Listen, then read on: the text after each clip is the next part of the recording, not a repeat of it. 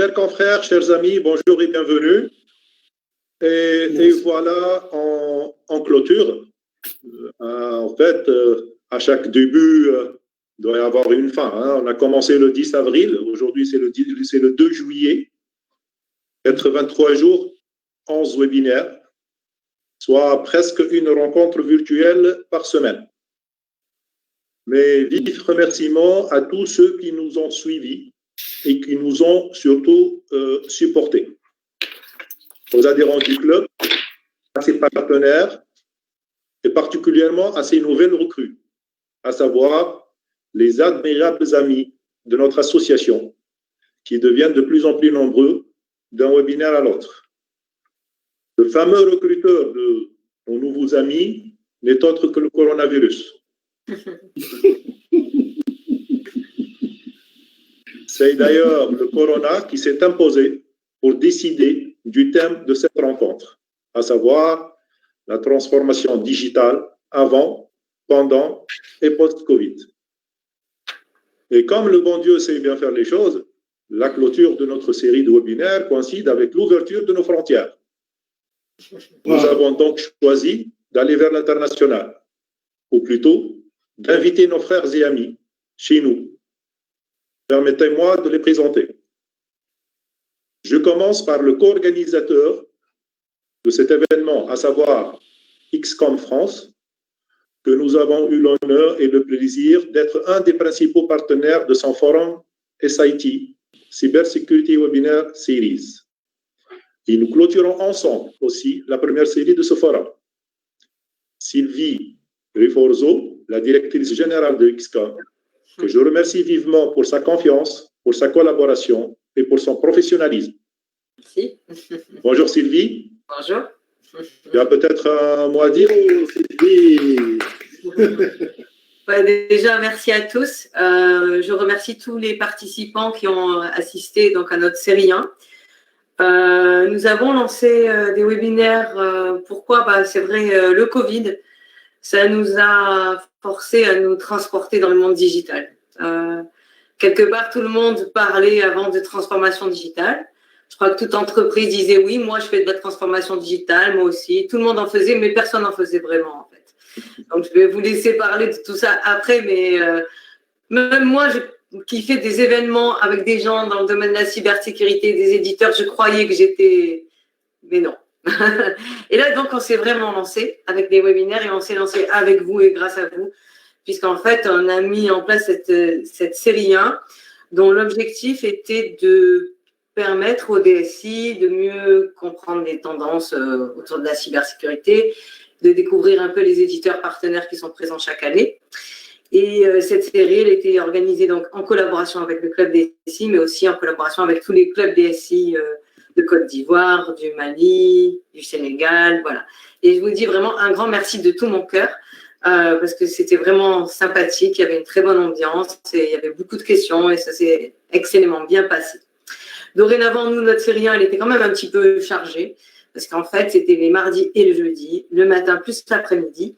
Et bon, voilà, on a voulu faire fort, mais c'est un petit peu chargé. Donc, dorénavant, ça sera tous les jeudis. Du coup, ça sera les jeudis de la cybersécurité. Voilà, tous les jeudis, jusqu'à notre événement, qui sera du 5 au 8 octobre à Marrakech, et bien sûr, auquel vous êtes tous conviés, comme chaque année. Voilà, mais sans plus, je ne vais pas prendre plus longtemps la parole parce que ce sujet est très important. Et si vous permettez, je resterai un peu avec vous pour vous écouter. Voilà, merci beaucoup. Merci encore. Merci Sylvie, tu es la bienvenue, la bienvenue pendant tout le webinaire. Et si jamais tu veux reprendre la parole, c'est avec un grand plaisir. Je vais couper le caméra pour vous laisser tranquille entre vous, mais je suis toujours là. D'accord, merci. Je suis toujours fier et ravi d'accueillir nos frères amoureux de notre chère Tunisie. Donc, je commence à présenter M. Mamadou Naon, qui est le président du club DSI du Côte d'Ivoire, Hugues Toé, président du club DSI du Burkina Faso, Arnaldo Ribeiro, président du club DSI du Sénégal, et Modi Sek, président du club DSI du Mali.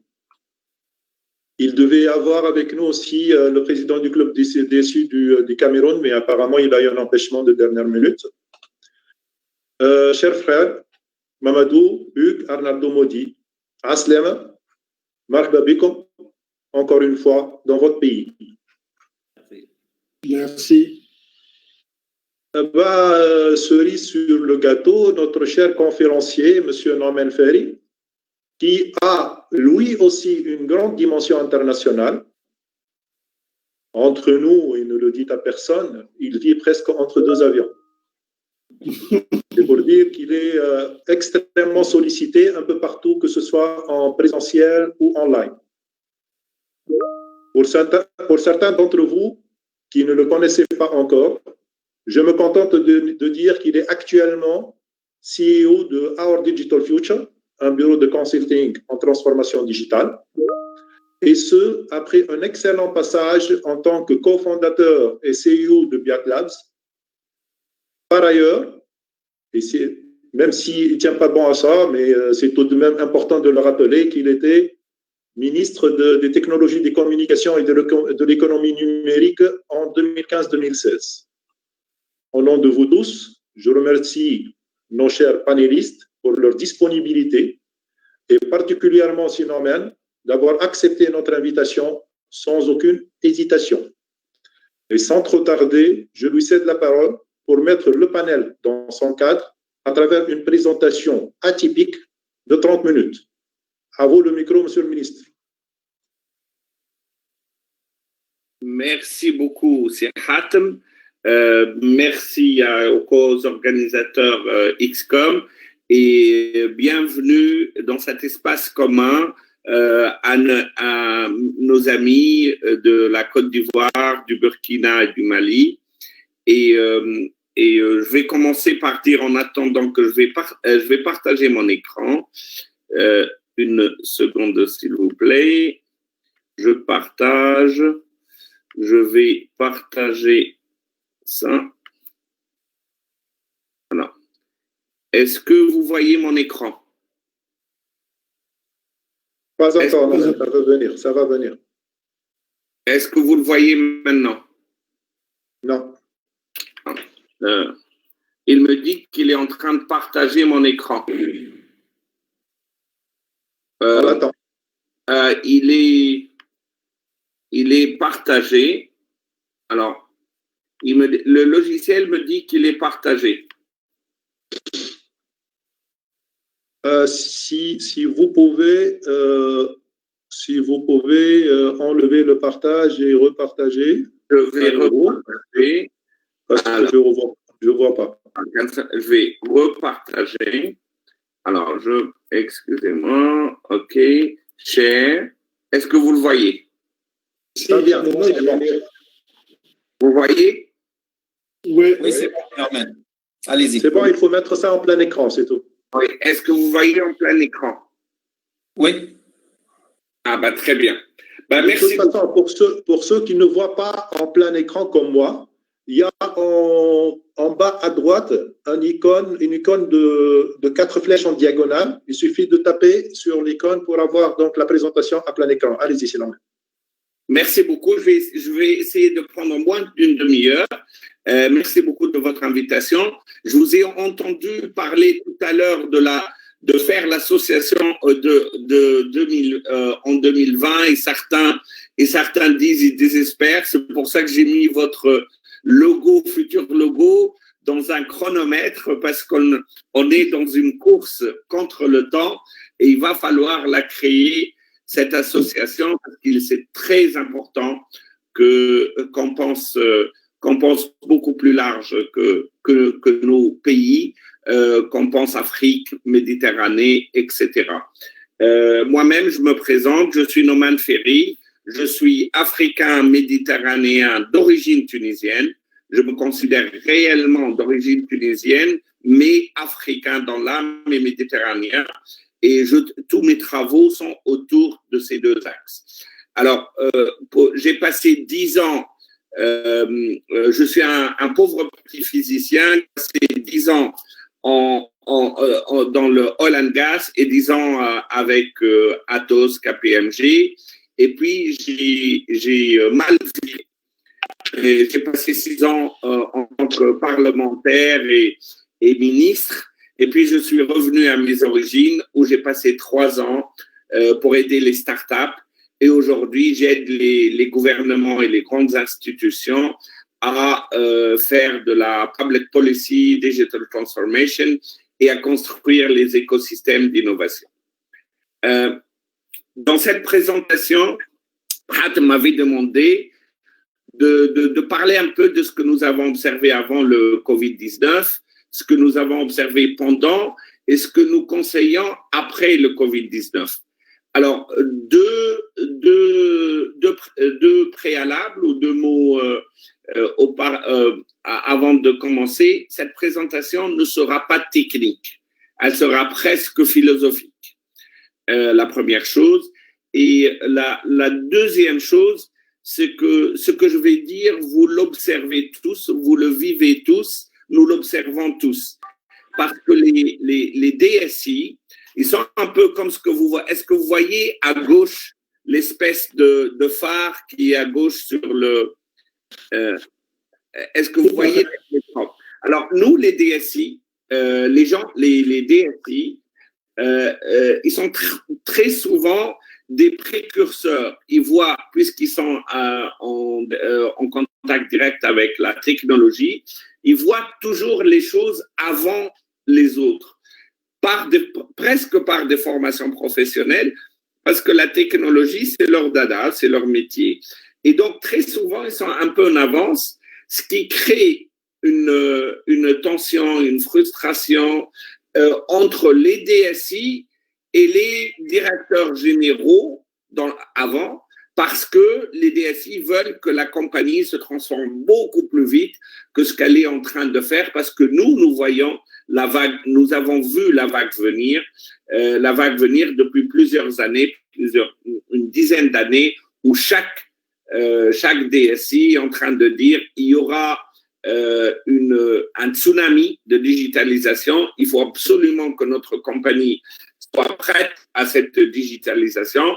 Et en général, la majorité des directeurs généraux, des CEO, disent oui, très bien, mais on n'a pas le budget cette année, on peut attendre, etc., etc. Ce qui crée certaines disons, frustrations. Alors, nous, ces technologues, je dirais, nous avons observé 3 phénomènes. Peut-être pas tous, mais la majorité d'entre nous les ont vus. Le premier, il est évident, c'est l'accélération de l'innovation. Nous avons vu qu'il y a plein de choses qui sont en train de transformer le monde. C'est pas à vous que je vais dire ce qui est en train de changer le monde, mais je vais juste prendre 4 technologies que vous connaissez bien. La première, c'est l'intelligence artificielle. Aujourd'hui, un simple téléphone peut reconnaître un cancer de peau mieux qu'un médecin spécialiste. Il y a plein de l'intelligence artificielle est vraiment en avance et les gens commencent à voir l'utilité importante de l'intelligence artificielle.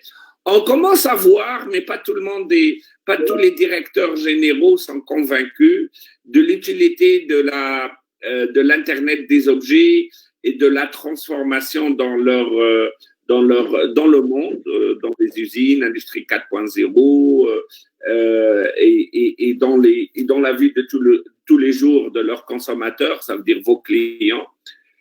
2 autres technologies qui sont en train de transformer beaucoup de secteurs, l'impression 3D, qui va de l'infiniment petit, si j'ai mis les dentistes, ou dans chacun de vos pays, j'ai observé pendant la crise de Covid, les gens qui sont en train de fabriquer les masques en 3D, etc. Mais ils sont en train de transformer l'industrie de la construction aussi. J'ai vu de mes propres yeux, il y a 5 ans, des ponts des ponts en 3D, dans lequel, en 3D, il y a et du plastique, et du métal, etc. Donc, l'impression 3D est en train de faire des avancées énormes. La quatrième technologie, c'est le bioengineering et la biotechnologie.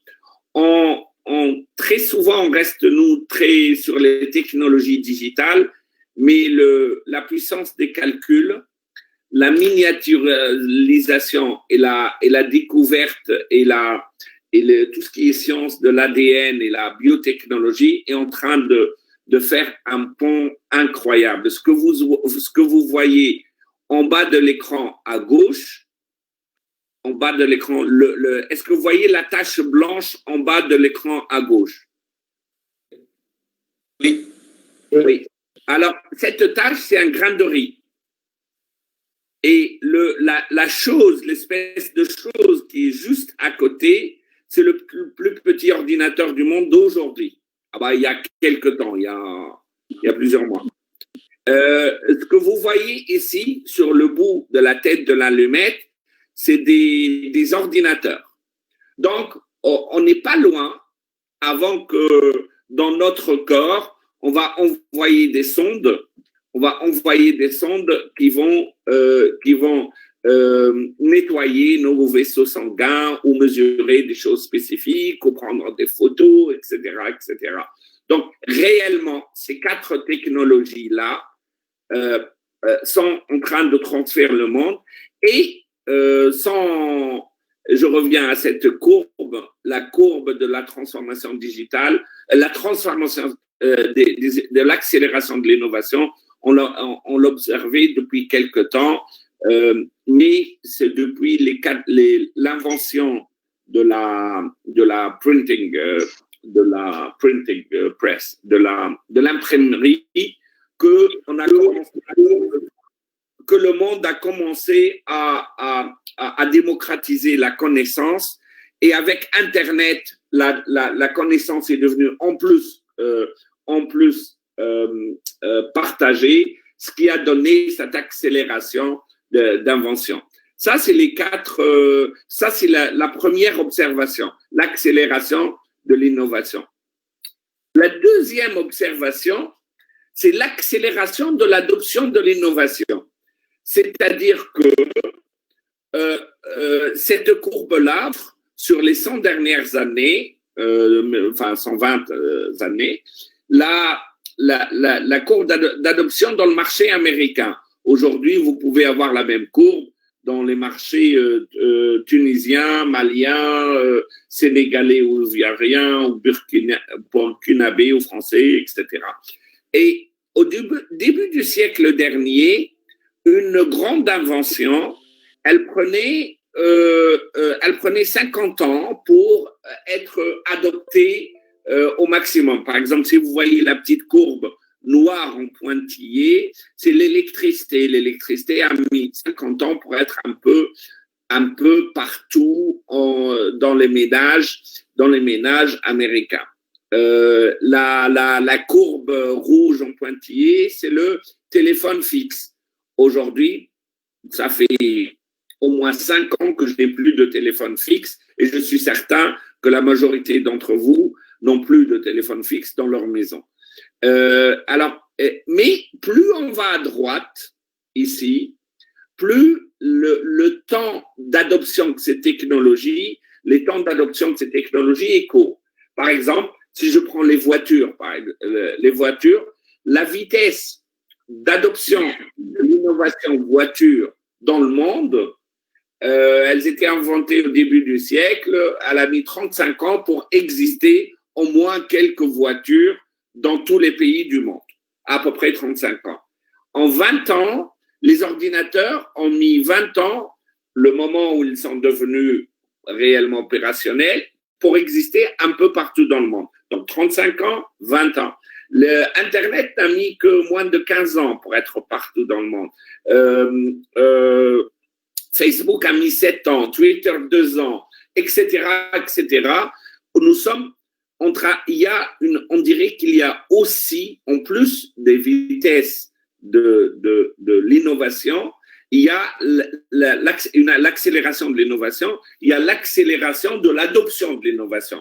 Ça veut dire que ce n'est pas parce qu'une innovation est faite dans un labo qu'elle est utile pour nos compagnies, pour nos consumers, nos clients finaux. c'est en fonction de leur adoption que ça se passe. Et on voit aussi une accélération de ce phénomène. Le troisième phénomène qu'on a vu, l'augmentation du nombre des consommateurs.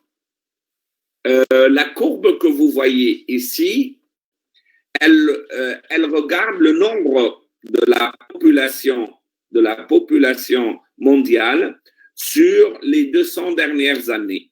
Vraiment les années des points d'inflexion du monde, je dirais, les années où on a commencé par la révolution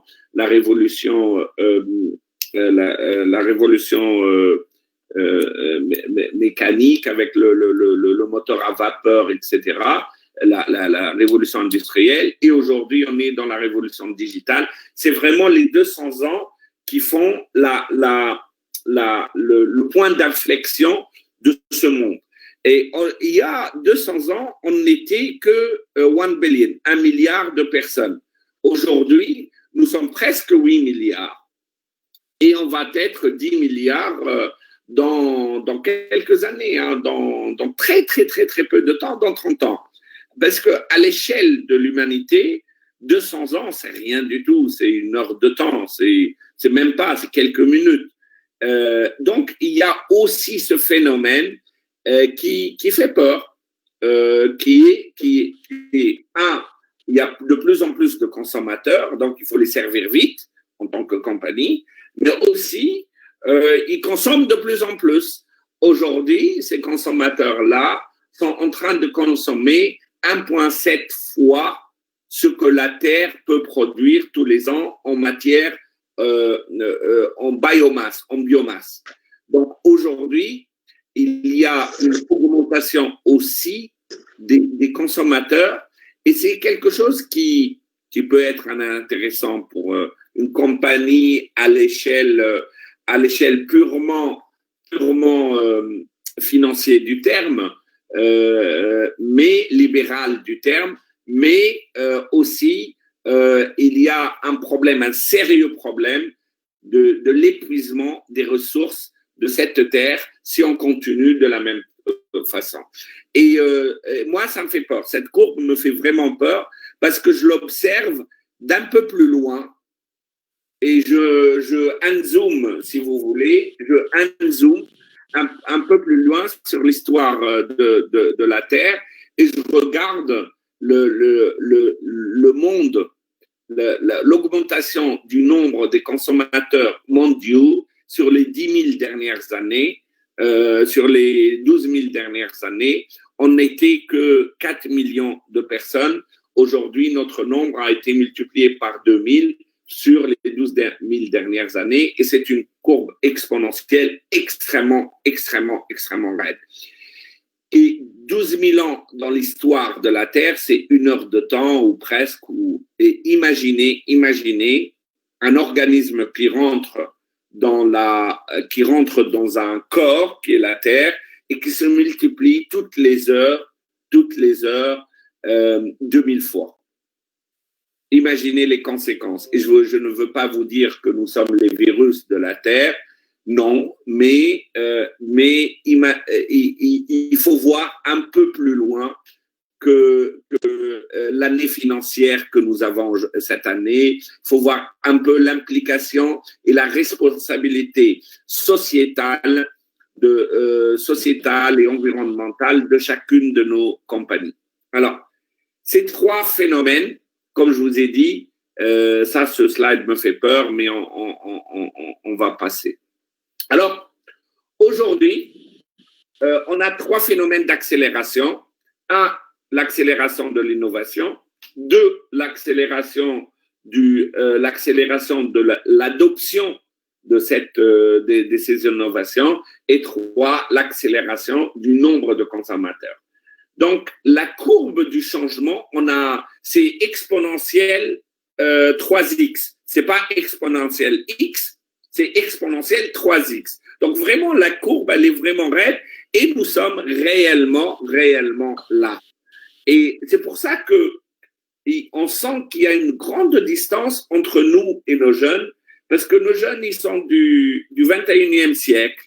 Nous, la majorité d'entre nous, les dirigeants, la majorité des dirigeants publics, politiques ou dans les grandes compagnies sont du 20e siècle et la majorité des lois sont du 19e siècle. Donc, il y a une énorme tension et un énorme décalage entre ce que veulent la nouvelle génération, ce que peut faire la nouvelle génération et ce que nous pouvons faire, ceux qui ont le cerveau codé sur les réflexes du 20e siècle. Nos enfants, leur cerveau, il est codé sur des choses du 21e siècle. Nous, on a l'habitude d'une courbe comme ça, quoi. Et là, nous, on va aller dans une courbe verticale. Bon, je vais aller assez rapidement. Donc, le changement du monde dans les 10 prochaines années sera supérieur au changement sur les 50 dernières années. Et ça, il faut regardez la courbe, réfléchissez sur les 10 dernières années, ce qui a changé, et projetez-vous dans une courbe exponentielle. C'est vraiment les 10 prochaines années, le monde changera autant que la Deuxième Guerre mondiale. Mais si on se projette encore plus, et puisqu'on est dans une courbe exponentielle, les 30 prochaines années, E exponentielle 3x, les 30 prochaines années, le monde changera aussi autant que les 1000 dernières années ou plus. Ça veut dire, imaginez quelqu'un au début à l'an 1, à l'an du Jésus de Nazareth ou le prophète Mohammed ou le prophète Jésus, et il est en train de projeter comment va le monde dans 2000 ans. C'est vraiment extrêmement difficile et ça va être, mais le changement là, il va être rapide et brusque. Il faut que, s'il y a des gens aujourd'hui qui sont conscients de ça, c'est bien vous, les gens qui sont les technologues, qui jouent ce rôle de DSI. Alors, et si pour certains, ils ne sont pas au courant de ceci, je vous rappelle juste 2 images.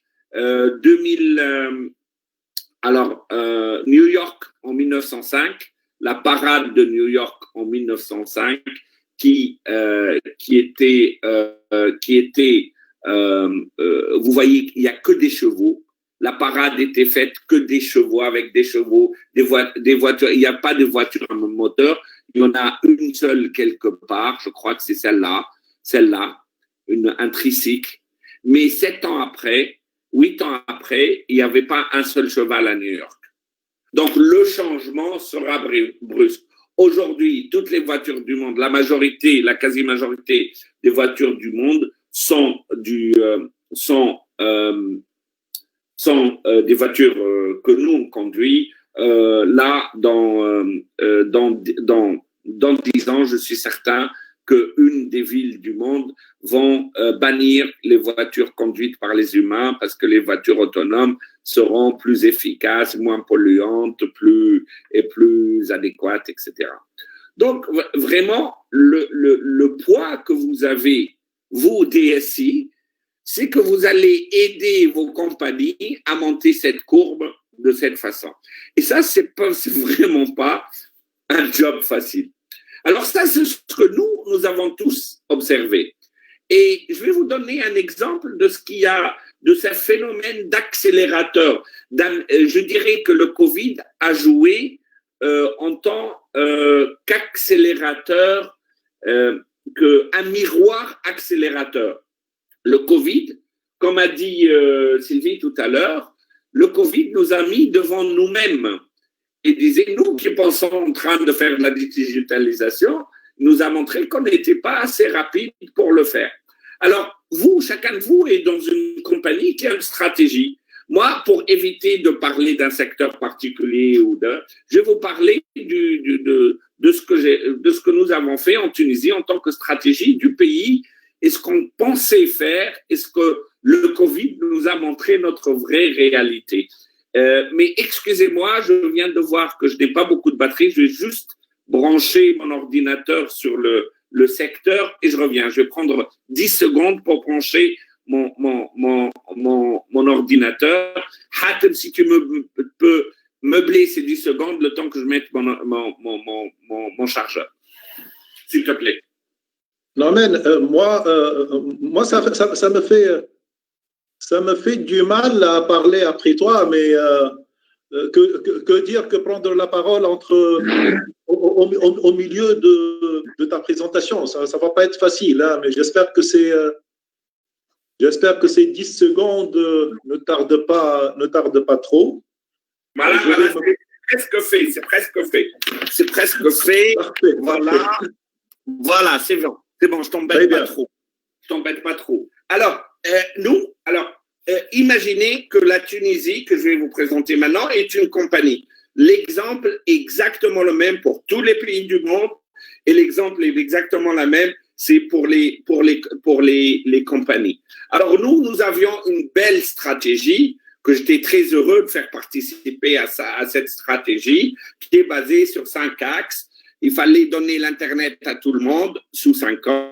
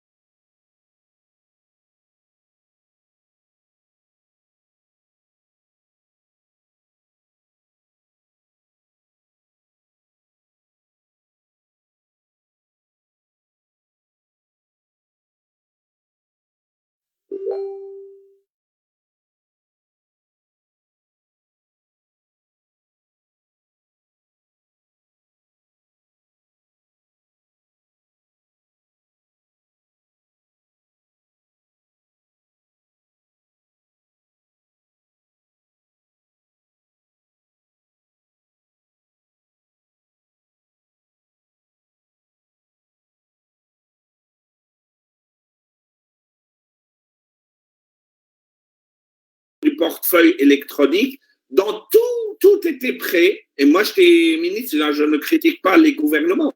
C'est la même chose partout, dans tous les gouvernements, et c'est exactement la même chose dans toutes les compagnies. Tout était prêt à faire cette transition ici vers le portefeuille électronique depuis 5 ans. Quand le Covid est arrivé, en une semaine, et ça n'a rien été fait, en une semaine, tout ce qu'il fallait faire, le décret a été signé par tous les intervenants sous une semaine.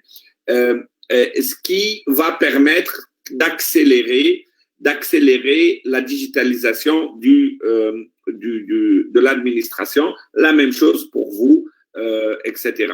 La deuxième chose, quand on avait fait le Startup Act qui a donné un peu plus, qui a connu un peu plus la liberté. Le Startup Act, il donne la liberté aux startups. En gros, il dit, j'exagère, mais le texte veut dire celui-là. cher gouvernement, laissez les startups tranquilles, laissez-les faire ce qu'ils veulent et quand ils gagneront de l'argent, allez les voir. Mais pour l'instant, laissez-les tranquilles. C'est des startups, ils vont essayer, ne les embêtez pas avec votre paperasse. En gros, le Startup Act dit ça. Les compagnies qu'on a donné le label de startup, elles ont commencé à faire des choses magnifiques. Le e-commerce a explosé. Il y a même des festivals de films. Le Netflix maghrébin a commencé de faire des festivals pour concurrencer Netflix, etc., etc. Et je suis certain que c'est la même chose un peu partout dans vos pays. Nos jeunes ont commencé à créer des filières. Là, une filière des impressions 3D avec un collectif qui a commencé à faire des trucs en 3D. Après, on a ramené les industriels et très vite, on a créé une nouvelle filière de production qu'aujourd'hui ils exportent aux États-Unis. En 6 semaines, toute une filière qui n'existait pas a été créée et nous avons vu notre vraie réalité. Alors, qu'est-ce qui n'a pas marché? Qu'est-ce qui n'a pas marché? Nous n'avons pas pu faire l'école digitale. Pourquoi? Parce que notre pays, il est basé sur l'égalité des chances. Et l'égalité des chances, si tout le monde n'a pas Internet, le public ne peut pas décider de donner des cours à tout le monde sur Internet parce que tout le monde n'a pas Internet. Donc, il faut absolument que chaque famille doit avoir Internet pour qu'on puisse faire ça. Est-ce que c'était une bonne décision? Oui, parce que ça préserve l'égalité des chances. Est-ce que c'est une mauvaise décision? Mais bien sûr, c'est une mauvaise décision. Nous avons accentué les inégalités par cette décision. Donc, vous voyez, les décisions deviennent de plus en plus complexes. Alors, nous sommes après le Covid. Il y a un constat tout bête. Internet réduit les inégalités sociales par l'accès à l'éducation, souvent gratuite ou peu chère. Il n'y a plus d'éducation sans Internet. Ne pas disposer d'une connexion et d'un moyen de paiement est égal de l'exclusion sociale. Donc, tous les gouvernements, à mon sens, les bons gouvernements ou les gouvernements vont essayer de faire, vont travailler beaucoup sur l'éducation à distance, vont mettre beaucoup plus d'argent dans la santé et j'espère qu'ils mettront beaucoup plus d'argent dans l'environnemental. Mais clairement, il y aura de plus en plus de fibres optiques et de data centers avec les avantages et les inconvénients et on aura un écosystème de start-up florissant. Alors, qu'est-ce que ça veut dire pour... excusez-moi, je vais revenir à ce slide. L'innovation, je vais revenir au slide de qu'est-ce que ça veut dire pour les DSI tout à l'heure. Mais l'innovation théorique est un processus très lent. Mais aujourd'hui, grâce à Open Innovation, on voit en Afrique de l'innovation à travers ces tech hubs, ces technology hubs, des startups qui commencent à être foisonner partout. Il y avait 314 tech hubs en 2016, en 2019 il y a 600, cette année il y a plus que 1000 et il y a des startups partout, Lagos, Nairobi, partout. Côte d'Ivoire, là un exemple de Côte d'Ivoire, Tunisie, Rwanda, Zimbabwe, excusez-moi, j'ai pas mis tout le monde, mais il y a tous nos pays foisonnent avec des startups. Et c'est aussi, ils s'organisent avec l'industrie 4.0 des thèmes. Et l'investissement dans les startups commence à devenir assez important. Alors, je vais revenir. Qu'est-ce que ça veut dire pour vous? Pour vous, et je vais terminer sous peu. Qu'est-ce que ça veut dire pour vous? Quel impératif pour les DSI? D'abord, à mon sens, vous n'êtes plus des DSI, vous n'êtes plus des départements du service informatique. Vous êtes des Chief Digital Officers. Et cette responsabilité n'est pas facile, il va falloir l'imposer, ce titre. Et le Chief Digital Officer n'est pas forcément un informaticien.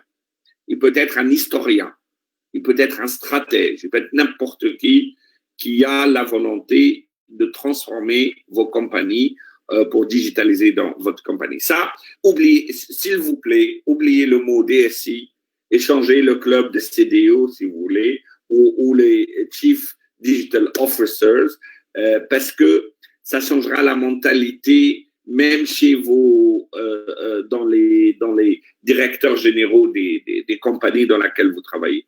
La deuxième chose, avant, on travaillait avec des appels d'offres. En faisant les appels d'offres, un appel d'offres, ça prend 3 mois, 6 mois, 9 mois. Pour le public, ça prend une année, après il est infructueux et ça change, etc.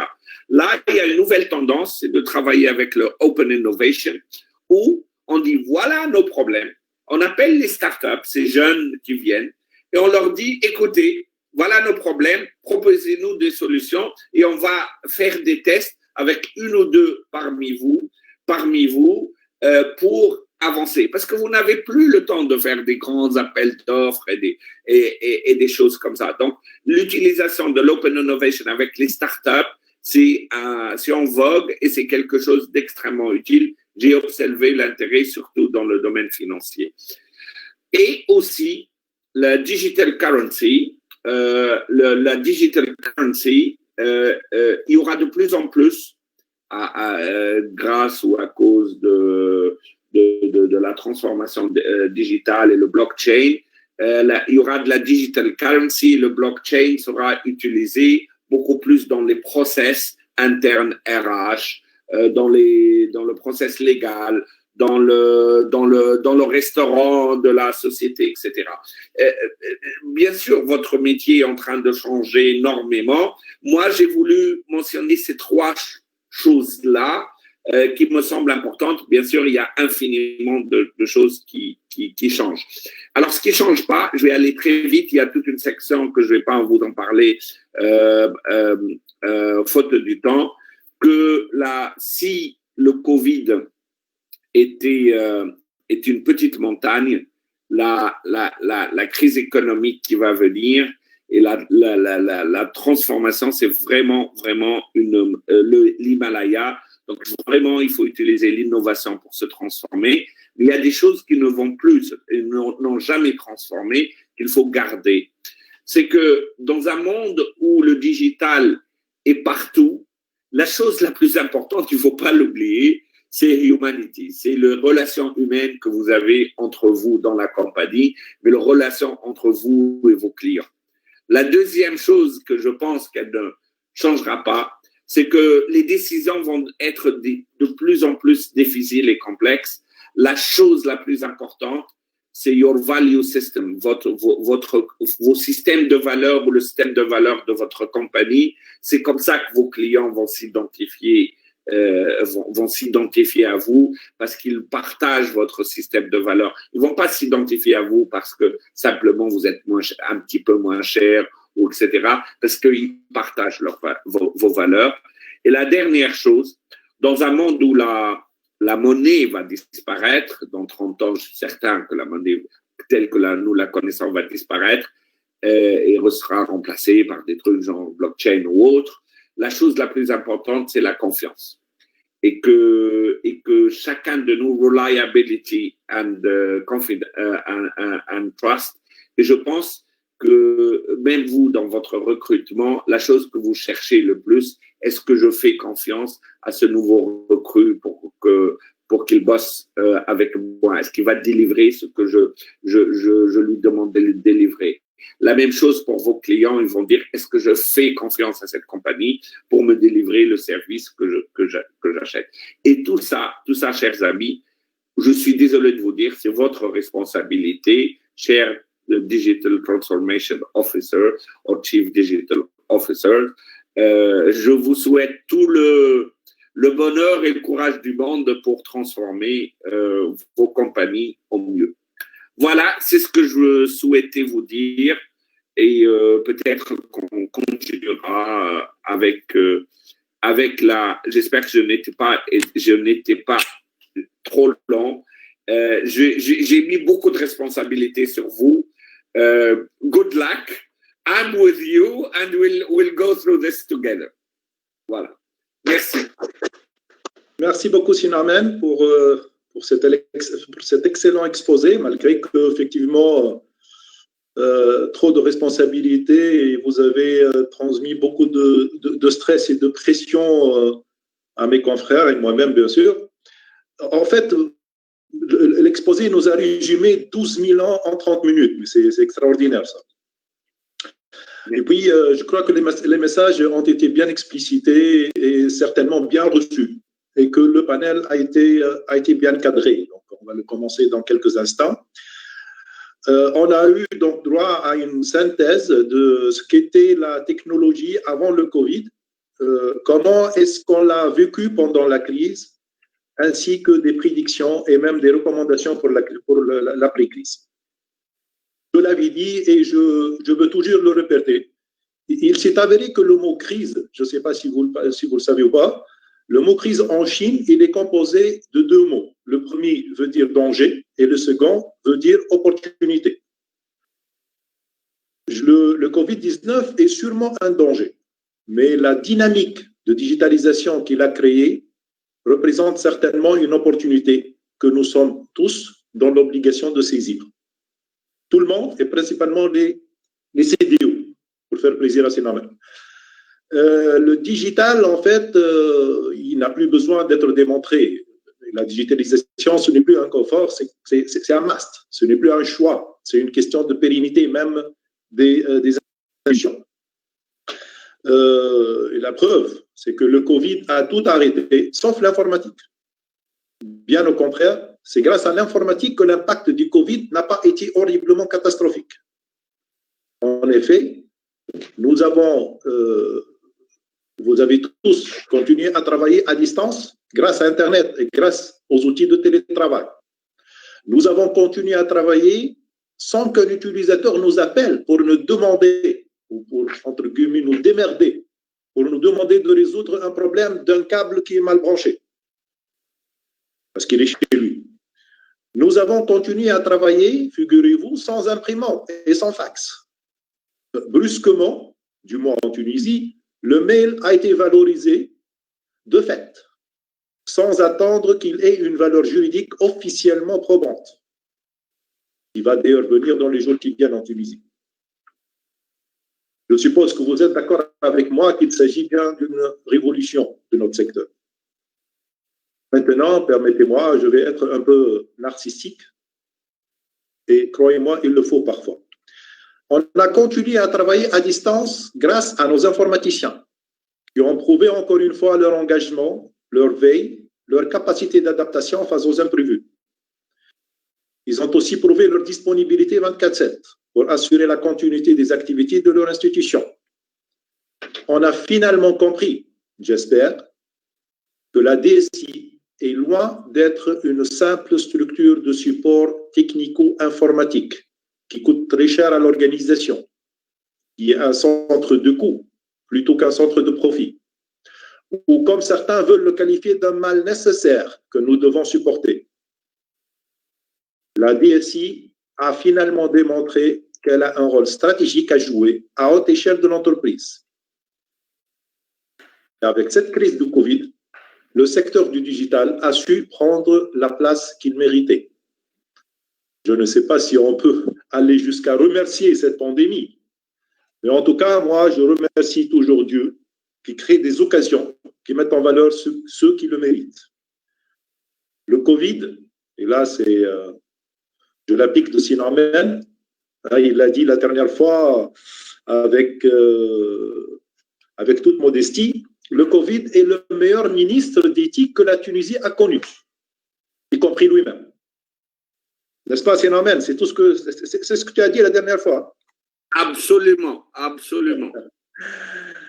Donc, pour revenir à notre ordre du jour, j'ai envie de dire que la dynamique créée par cette pandémie ne doit pas tout de même s'arrêter. Au contraire, la vitesse de la digitalisation doit doubler. Je ne vais pas encore accaparer la parole, donc juste pour tous les présents, que ce soit sur la plateforme ou sur Facebook, vous avez toujours la possibilité de poser les questions sur le chat. Et puis, pour les gens qui sont sur la plateforme et qui insistent de prendre la parole, il suffit donc de lever la main, virtuellement bien sûr. Et on aura, je suppose, quelques minutes pour prendre 2 ou 3 questions en direct. Amadou Naon, mon ami. Bonjour. Naoué déconnecté. Alors, comment ça a été la présentation de Norman? Mamadou, tu m'entends? Non, Mamadou, je vous entends très bien. Ah, parfait. Je ne suis pas déconnecté. Il y a quelqu'un qui m'a déconnecté. OK. D'accord. C'est un sabotage, là. Oui, tout à fait. Je n'avais pas la main. Tout d'abord, maintenant c'est bon. Hein? Oui. D'accord. Tout d'abord, moi, au nom du Club DSI et de tous les Tunisiens, j'ai voulu rendre hommage au peuple ivoirien suite au problème donc, des inondations. Je crois qu'il y a eu beaucoup de morts. Donc, tous mes hommages, cher Mamadou. Merci beaucoup. Merci à vous. Alors, est-ce que tu peux nous parler de l'impact du Covid sur les solutions digitales mises à la disposition des utilisateurs ivoiriens et quelles sont les principales solutions de télétravail qui ont été adoptées chez vous? Merci, mon très cher Atem. Merci au ministre. Merci à chers confrères du Sénégal, du Cameroun, du Mali. Il faut dire que au niveau du Covid, ça a été, comme on le dit, un accélérateur. Et comme quelqu'un aimait bien le dire, Jim Collins, dans son ouvrage Good to Great, le brutal fact est quelque chose qui vous amène à vous surpasser. Il faut dire qu'on s'est retrouvé rapidement avec des outils de télétravail et nous n'étions pas prêts. Outils de télétravail, fallait-il remettre des endpoints de type smartphone, tablette ou ordinateur portable aux travailleurs, aux différents travailleurs? Fallait-il remettre des pockets ou faire des... C'était pas l'occasion de mettre des abonnements de type fibre dans les domiciles, mais on s'est retrouvé face à une problématique où il fallait remettre des outils de mobilité et de télétravail aux différents utilisateurs. Nos budgets n'étaient pas dimensionnés pour. Et la situation aussi était surprenante. Les opérateurs mobiles qui mettent à disposition des outils de mobilité comme les pockets, Wi-Fi et autres n'avaient pas suffisamment de stock. Donc, nous nous sommes retrouvés face à ces problématiques-là. Les outils que nous utilisions étaient les outils les plus connus. Hein. Microsoft Teams, Zoom, Jitsi pour certains qui aiment bien l'open source. Mais nous avons vite compris que le télétravail ne se limitait pas au travail collaboratif. Nous avons été confrontés à l'utilisation des outils métiers, ne serait-ce que de type support fonctionnel. Je prends par exemple une direction financière qui doit pouvoir continuer de faire ses opérations ou une direction des ressources humaines qui doit continuer ses opérations. C'est normalement l'activité la plus simple parce qu'on a des ERP éprouvés pour cela. Mais justement parce qu'on vient au travail. Mais ces ERP n'étaient pas forcément conçus pour fonctionner en mode web ou bien avec des clients légers. Mais le plus dur, c'était les aspects métiers. Par exemple, tous ceux qui sont dans le domaine de la logistique, tout ce qui est colis-paquet, à un moment donné, il fallait avoir des applications qui vous permettent justement de pouvoir continuer l'activité. Pour nous, par exemple, au niveau de la Poste de Côte d'Ivoire, ça a été une opportunité. Comme Atem le disait tout à l'heure, une crise signifie quelque part une menace, mais aussi une opportunité. La Poste étant détenue à 100% par l'État de Côte d'Ivoire, nous étions les seuls autorisés à nous déplacer à travers le pays.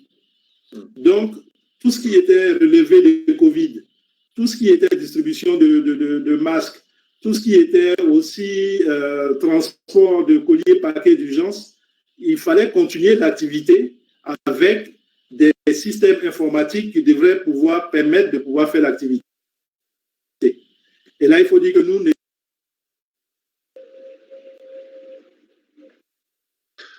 Allô? Mamadou? Je ne sais pas si c'est uniquement moi que j'entends plus Mamadou ou tout le monde. Ils ne sont pas prêts parce que il est déconnecté. Alors, je me reconnecte là. Mamadou, tu nous entends ou pas? Oui, je vous entends, je reviens. Vas-y, tu continues en attendant que ta caméra revienne.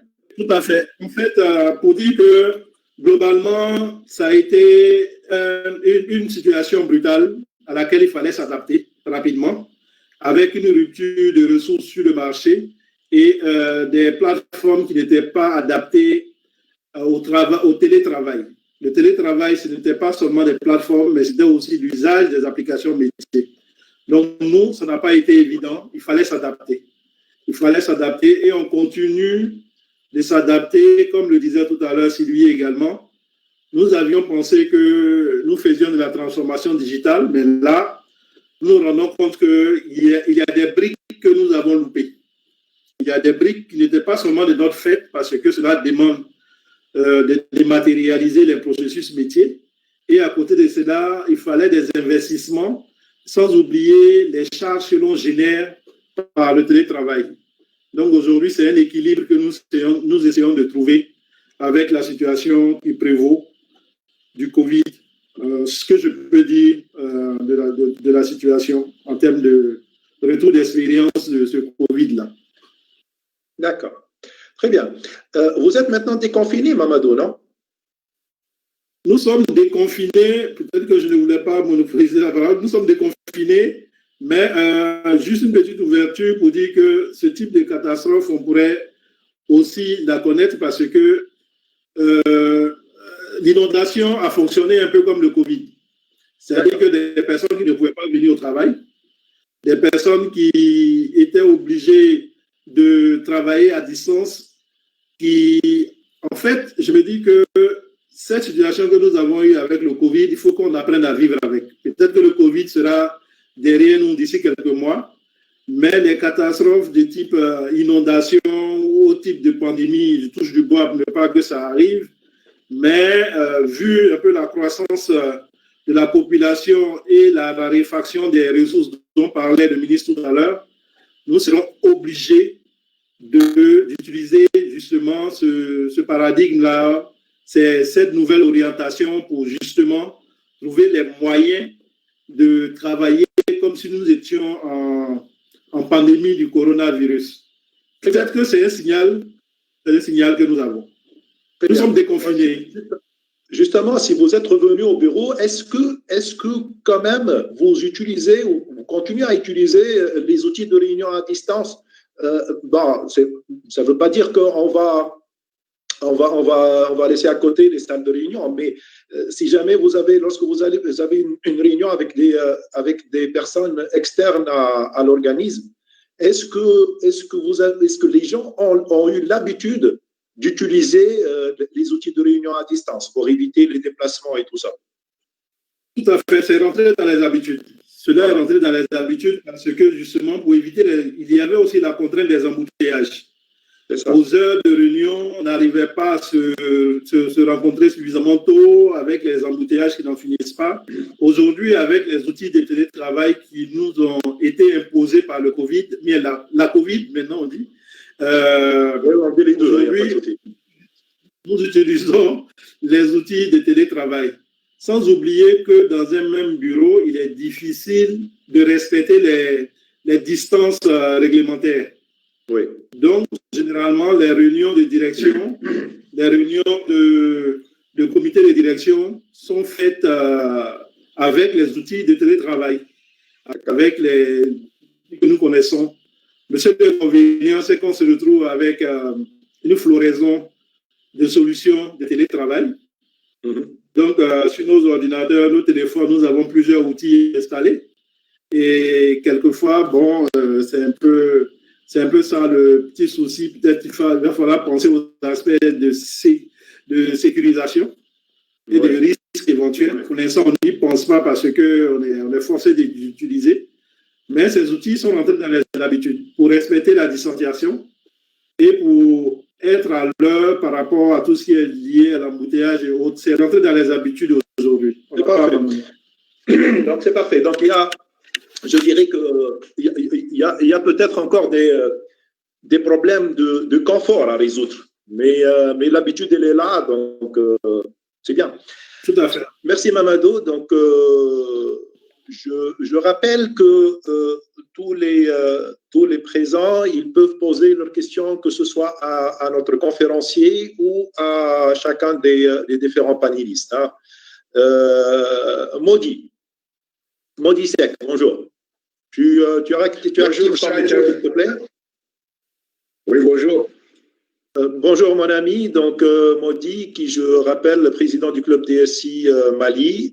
J'ai oublié de demander à Mamadou de présenter sa fonction principale à part celle de la société civile, mais il l'a dit, je crois, au cours de son discours, qu'il est donc le DSI de la Poste ivoirienne. C'est ça, Mamadou? Oui. Donc je demanderai à chacun de présenter sa fonction principale. Parce que le club DSI, ce n'est pas pour toujours, hein, je le rappelle. N'est-ce pas, Modi? Alors, Modi, le Covid-19 a certainement stimulé des projets IT vu les nouveaux besoins à caractère urgent. Donc, ça, c'est partout. Donc, il y a du nouveau, il y a beaucoup de nouveautés. Il y a une dynamique extraordinaire qui a été créée ces derniers temps. Est-ce que, à ton avis, cette crise n'a pas retardé ou reporté ou même annulé d'autres projets? Je remercie Monsieur le ministre pour ce brillant exposé et je remercie mes amis du club de DSI de la Tunisie et tous les participants qui nous suivent sur cet intéressant débat. Merci. Pour en revenir à votre question, je paraphraserai par une citation ou une réflexion de Thomas Sankara qui dit que je suis comme un cycliste en train de monter une pente raide, obligé de pédaler pour ne pas tomber dans le vide. Donc,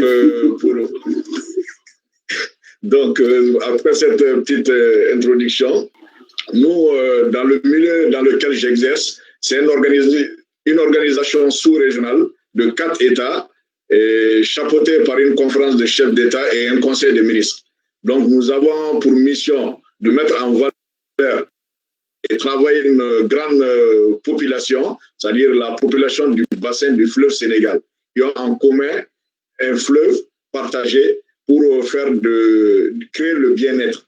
Donc, qui dit Covid dit forcément blocage de tous ces aspects.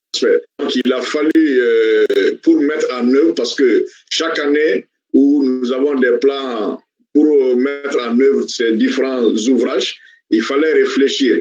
Donc, le numérique est venu booster toute cette activité. Donc, nous avons une feuille de route dressée par des chefs d'État et qui est mise en œuvre par une structure qui est l'Organisation pour la mise en valeur du fleuve Sénégal.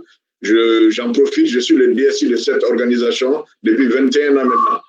Donc, ce qui fait qu'il y a un vécu d'expérience qui est là et une continuité de service. Pour revenir un peu aux aspects du Covid, donc pour mettre en œuvre cette feuille de route qui a été déclinée sur l'année avec des objectifs trimestriels, semestriels et des évaluations, aussi bien au niveau des 4 États qu'à l'échelle mondiale, parce qu'avec le Covid, tout a été bloqué. Il n'y avait pas de voyage, il n'y avait rien du tout. Donc, et c'est des centaines de millions de dollars qui étaient en jeu. Qui dit ouvrage hydroélectrique, qui dit aménagement du fleuve Sénégal pour de l'agriculture irriguée, aller à l'autosuffisance alimentaire, ainsi de suite. Il fallait comment mettre, quelle synergie, quelle réflexion mener pour l'atteinte de ces objectifs.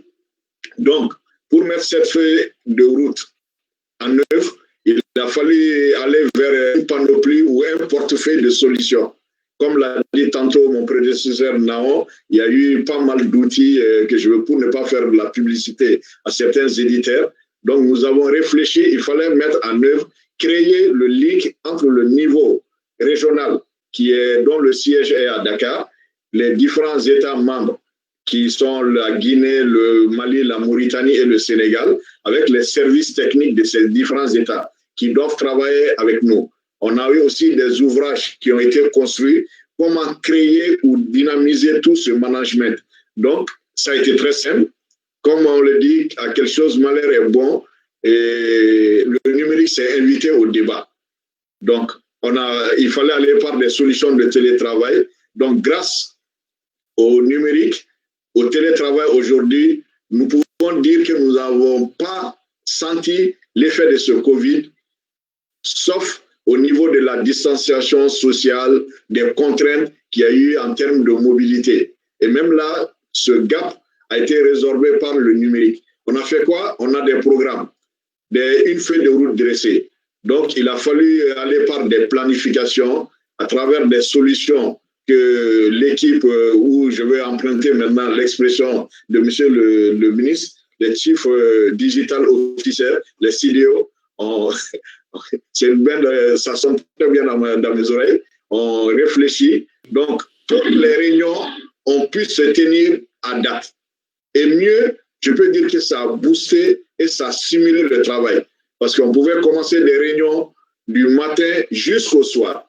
Et personne ne s'en plaignait.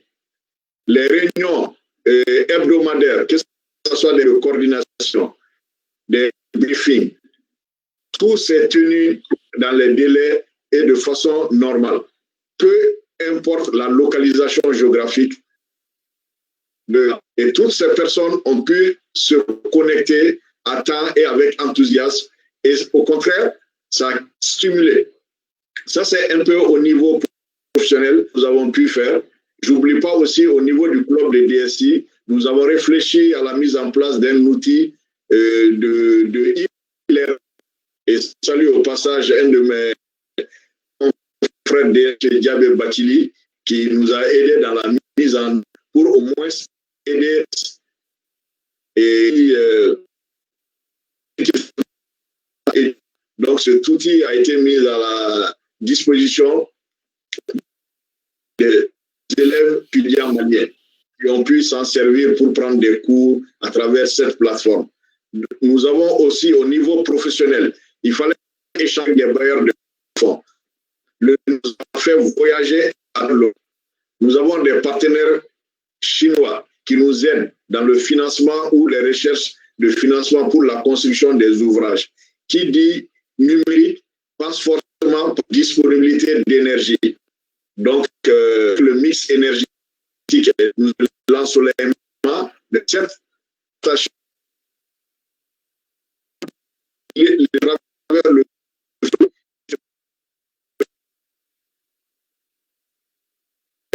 donc,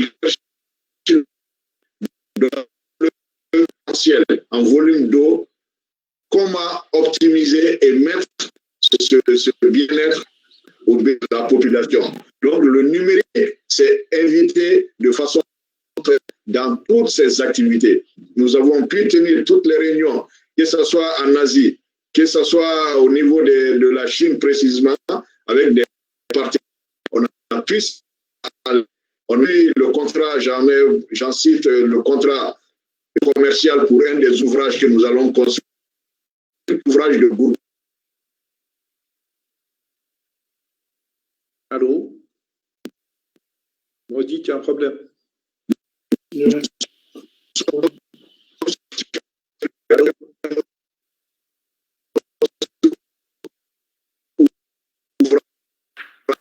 Maudit, on ne t'entend plus là.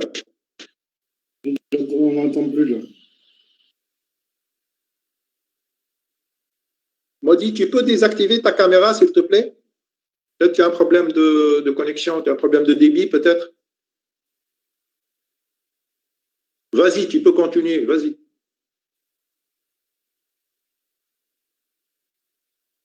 Il est déconnecté, je crois. Il s'est déconnecté, Khatam. Il s'est déconnecté, d'accord. Donc, OK, donc je vais, en attendant qu'il revienne, je vais vers Hugues. Hugues Toé, bonjour. Hugues, tu m'entends? Bonjour. Voilà, tu actives ton micro, parfait, parfait. Merci d'être parmi nous. En fait, je rappelle que Hugues, il n'était pas honnêtement, il n'a pas été dans la boucle depuis le début de l'organisation, parce qu'il y avait quelqu'un, un directeur général du ministère d'éthique du Burkina. Et puis, lui, avec tout esprit sportif, donc quand il a remarqué que tous les panélistes représentent des clubs DSI, donc il a cédé sa place à Hugues, et ça me fait énormément plaisir de te retrouver encore une fois, Hugues Toé. Tout d'abord, comment est-ce que tu as vu cette crise? Donc, comment est-ce que vous avez vécu cette crise au Burkina Faso? Et puis, quelles seront, à ton avis, les conséquences de cette pandémie sur la façon dont les DSI vont travailler dans le futur? D'accord. Tout d'abord, merci à Thème de me donner la parole pour me prononcer sur ce sujet. Je voudrais au passage saluer le DGTIC qui a bien voulu en fait céder la place au DSI. Ça montre en fait combien on collabore de façon étroite. Je l'ai même rencontré quelques heures avant notre meeting. Donc, avant tout propos, je souhaiterais également saluer chacun ici et souhaiter à chaque famille une très bonne santé. C'est important dans cette période de Covid. Alors, pour revenir à notre sujet, j'aimerais un peu retracer l'histoire de ce qui s'est passé au Burkina, en fait. En fait, si vous voulez, dès l'annonce des premiers cas de Corona, on a assisté au Burkina, comme dans de nombreux pays africains, à la mise en place d'un plan de réponse tout de suite avec une batterie de mesures qui touchaient pour la plupart à la réduction des mouvements. Donc, s'assurer que les mesures barrières sont respectées. Donc, ce qui freinait en fait les mouvements des biens et des personnes. Et donc, ce qui veut dire qu'au-delà du côté sanitaire, il y a eu un frein également, un impact socio-économique considérable. Donc, les entreprises et l'administration publique prises de court dans une situation pareille, dans un pays où la transformation digitale était à ses balbutiements ou embryonnaire, s'il faut dire, ont dû s'adapter comme à qui mieux, en adoptant de nouvelles façons de travailler, donc en essayant de mettre en place les outils qu'il faut pour communiquer à distance. Donc, on a assisté à une forte utilisation, une forte, je vais dire, adoption des nouveaux outils digitaux. Donc, la réponse, si vous voulez, de façon générale, a consisté à travailler à limiter l'impact de ces mouvements physiques que le Covid pouvait avoir. Parce qu'il s'agissait de continuer, en vérité, à mener les réunions, les activités commerciales, la collaboration, tout comme cela était avant le Covid. Et c'est cet aspect du digital, si vous voulez, qui a été mis en branle au Burkina. Parce que dans la transformation digitale, il n'y a pas que la collaboration. Ça ne se limite certainement pas, en fait, juste aux outils de télétravail, mais ça va un peu au-delà. Mais on a vu au Burkina Faso une rapide adoption de certains outils comme Zoom, comme MS Team, qui n'étaient pas connus forcément des entreprises de la place. Certaines multinationales comme celle dans laquelle je suis l'utilisent depuis des années déjà parce qu'on a déjà amorcé notre transformation digitale. Donc, pour ce genre de groupe de multinationales, en fait, l'impact ne s'est pas beaucoup ressenti. On a continué à travailler comme cela se faisait d'habitude. Mais par contre, au niveau de l'administration publique et des PME au Burkina, les gens sont adoptés rapidement ces nouveaux outils-là et ont appris à les manipuler et la vulgarisation est allée assez vite. Donc, on a assisté à des choses comme la mise en place des premiers e-conseils des ministres, par exemple. On a vu une utilisation forte des réseaux sociaux parce que les gens étaient enfermés chez eux. Enfin, je ne vais pas dire enfermés, on n'a pas vraiment fait de confinement total, mais les gens avaient réduit leur déplacement, donc étaient obligés de combler le gap à travers les réseaux sociaux et pour pallier en fait aux restrictions. On a vu également la mise en place de paiements électroniques, enfin l'utilisation plus forte de paiements électroniques ou d'applications de recouvrement, par exemple au niveau de l'État, donc pour les taxes, pour le paiement des impôts et tout ça. Donc il y a pas mal de choses comme ça qui ont apparu tout de suite en fait pour permettre à la continuité de l'administration et des entreprises. Donc de façon générale, je vais dire que ça nous a permis de fermer un certain gap, un gap qu'on avait quant à la pénétration de ce du digital. Parce qu'avant le Covid, on va dire, on croyait peut-être que c'était impossible ou que ça allait prendre du temps, quoique les autorités en place, en fait, faisaient le maximum ou du moins mettre beaucoup d'efforts, en fait, pour que cela se produise, mais l'adoption, l'acceptation était difficile. Donc, ce que la transition numérique elle-même n'a pas réussi en 10 ans, le Covid l'a pratiquement réussi en 2 mois. Donc, c'est quelque chose qui je vais dire, c'est le bon côté des choses, on va dire. Il n'y a pas que du mauvais dans le Covid, finalement. Puis, on a également assisté à un intérêt de la jeunesse, en fait, à certains, je veux dire, aux choses du digital. Donc, il y a eu des développements d'applications tendant, en fait, à aller dans la lutte contre le Covid. Et ce genre d'initiatives-là se sont multipliées. On a senti vraiment en fait cet engouement de la jeunesse et ça a été beaucoup supporté et même, je vais dire, encouragé par le ministère en charge de l'économie numérique qui voulait vraiment que la jeunesse soit embarquée dans cette transformation-là. Par contre, de l'autre côté, en fait, la crise également nous a fait prendre conscience de certains de nos gaps. Parce qu'il faut souligner que les PME, enfin les entreprises et l'administration en partie sont encore attachées à certains modes de gestion qui sont, on va dire, traditionnels. Donc, nombre de process sont encore manuels ou complètement obsolètes, il faut le dire. Donc, même si au niveau de l'administration, les choses ont bougé, ce qui a permis, ont bougé un peu ces dernières années, force est de constater que les infrastructures digitales de base n'étaient pas là avant le Covid. Donc, ce qui a rendu difficile en vérité l'utilisation, ce qui rend toujours difficile, l'utilisation du digital en fait comme, comment je vais dire, comme catalyseur de performance en vérité pour l'administration ou pour nos entreprises. Donc, il y a également d'un autre côté en fait, une autre chose qu'on a souligné, c'est le manque de préparation parce que les gens on a réagi, on a utilisé le digital comme une réaction au Covid et donc en mettant en place des outils qui sont, je vais dire, plus ou moins bien élaborés, hein, je vais dire, qui sont d'une certaine utilité, mais par contre qui peuvent poser d'autres types de problèmes qu'il faudra adresser certainement plus tard. Je pense particulièrement à la collecte des données, donc la collecte, la gestion des données, les données personnelles et tout ça. Et ce sont des aspects, en fait, après coup, qu'il faudra, je vais dire, analyser dans le détail, savoir comment les protéger parce que le Covid nous a fait réagir, mais en réagissant, il faut réagir de la bonne manière de façon à ne pas entraîner autre chose. Et enfin, je peux dire que ça a également permis à nos autorités de toucher elles-mêmes du doigt, en fait, la qualité des infrastructures, de l'Internet, de l'accès à l'Internet dans le pays. Et tout ça, je pense, dans un futur proche, permettra d'améliorer tout ça. Donc, voilà un peu où on en est aujourd'hui. Mais de façon générale, il y a beaucoup de leçons à tirer de cela.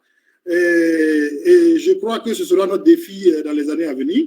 Il y a certainement une multitude de processus qu'on devra automatiser, voire, je veux dire, robotiser. Cela passe, c'est un chantier qui implique également l'intelligence artificielle et même, et les industries également. Et tout ça, en fait, afin de pallier, en fait, la prochaine fois à une certaine crise, mais également de booster, en temps normal même, la performance de de nos entreprises et de notre administration. Donc là, bon nombre de défis nous attendent. Et comme l'a dit quelqu'un que dans un article que j'ai lu récemment, il ne sera pas question uniquement que de tirer profit de la transformation digitale, mais il sera question également de l'accélérer tout en l'asseyant sur des piliers solides et durables. Et je pense que ça fait beaucoup de sens. Et donc aujourd'hui, il nous faudra revoir nos process, peut-être certaines lois qui freinent en fait le développement, enfin l'implémentation du numérique, automatiser, numériser à un maximum. Et puis, voilà. Donc, je vais conclure en disant que, en citant encore quelqu'un que j'ai lu, cette crise est un formidable moment de recul. J'ai beaucoup aimé ça, parce que ça nous permet en fait de fixer, de pointer en fait où étaient les gaps qu'on avait, et ça nous permettra de discerner aujourd'hui ce qu'on devra garder, changer ou abandonner. Voilà. Donc, voilà où nous en sommes un peu au Burkina Faso. C'est un point sommaire de la situation. Voilà. Très bien, merci beaucoup, mon cher Hugues. C'est clair. Donc, c'est comme si on était au Burkina ces 3 derniers mois. Merci beaucoup. Last but not least, avec sa barbiche habituelle et sa belle cravate aujourd'hui, mon ami Arnaldo Ribeiro, qui est, je le rappelle, le président du club DSI du Sénégal. Arnaldo, bonjour. Tu es prêt? Tu m'entends pas? Oui, je t'entends bien, oui. Parfait. Alors, une petite question, et puis tu dis ce que tu veux, hein, comme les autres. Donc, le post-Covid, quels sont, d'après toi, les projets à prioriser dorénavant?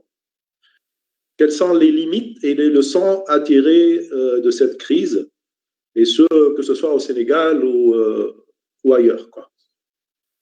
D'accord, merci. Je passe le bonjour à tout le monde. Merci aux conférenciers. Merci au club DSI avec cette... Tu peux t'approcher un peu du micro, Arnaldo, s'il te plaît? Là, c'est mieux? Oui, c'est légèrement mieux. C'est mieux. J'ai une pieuvre, là. En principe, ça devrait passer. Vous m'entendez bien? Oui, c'est bon.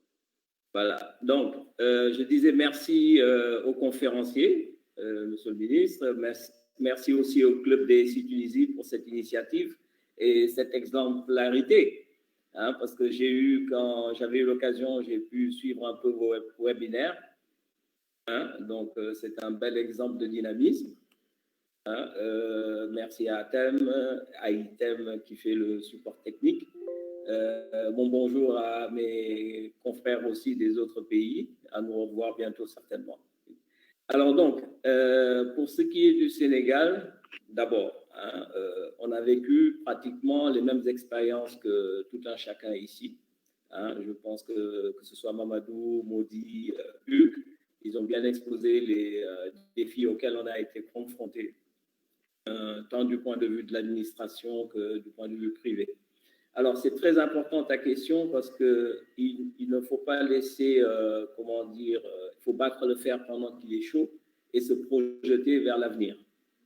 Donc, pour moi, la solution primordiale, c'est le cloud. Pour moi, je ne vois que le cloud. Pourquoi? Parce qu'en fait, quels sont les problèmes auxquels on a été confrontés? Ce sont des problèmes d'accès à Internet et d'accès aux données de l'entreprise ou de l'administration pour pouvoir faire le travail. Donc, je pense qu'aujourd'hui, le cloud s'impose comme une évidence. Il faudrait donc nécessairement l'intégrer dans la stratégie de nos pays, de nos entreprises et de nos administrations, tout en veillant à la sécurité, bien sûr, pour pouvoir réaliser les tâches habituelles.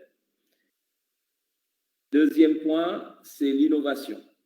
Parce qu'en fait, pendant ce Covid, on a pu découvrir des choses qui se faisaient chez nous, un potentiel qu'on était loin d'imaginer.